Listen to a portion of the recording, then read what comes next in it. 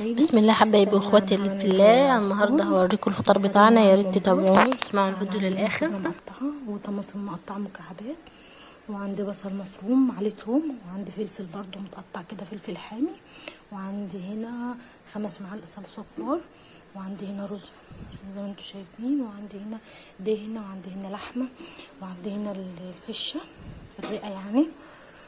هحط البهارات دلوقتي وهرجع لكم.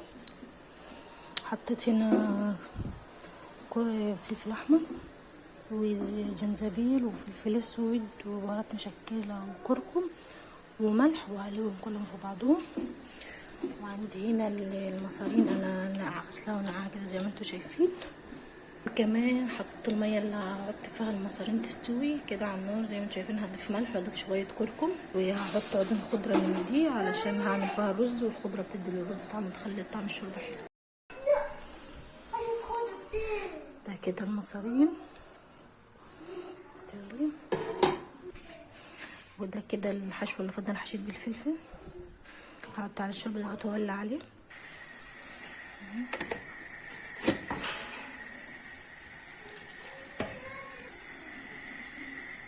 مش هنكتر ميه لان الفلفل بينزل ميته.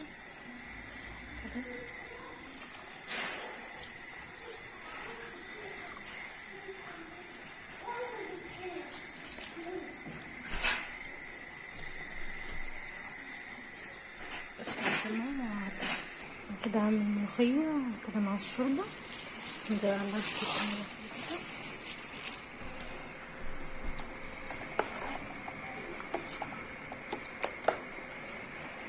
لا نستناها تفك كده. هي طبعا كده خفيفه زي ما انتم شايفين.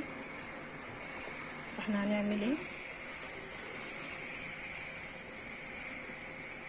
هنجيب كده شويه ملوخيه ناشفه، كام معلقه كده نحطهم، بتاع 5 معالق كده ولا 4 معالق. نسيت معانا 3 4، ونشوفها لو احتاجت مننا نزود، ما احتاجتش خلاص. لا خلي بالكوا ده ما بيأثرش على طعمها، بيخليها يعني تبقى ملوخية خضرا عادية خالص. هي كده لسه بتفك يعني، بتقول يا هادي.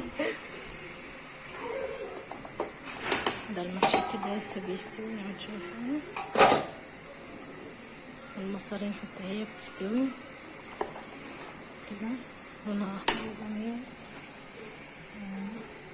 هي محتاجة ملوخية ناشفة تاني.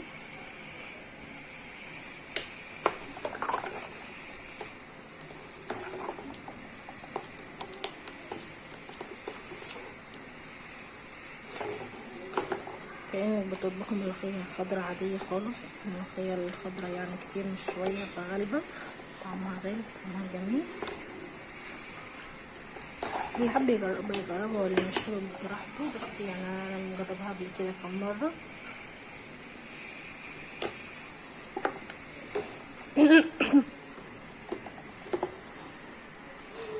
هي كده قوامها حلو بالنسبة لي كده تمام. انا لسه حطيت الملوخية معلقتين كده. هنا كمان حطيت معلقة كزبرة كده، شوحها شوية هنزل بيها مع الملوخية ان شاء الله. عايزة لونها دهبي حلو كده، بس مش عايزة الكزبرة تلزمها مرة ولا كده. كده انا شايفة لونها حلو.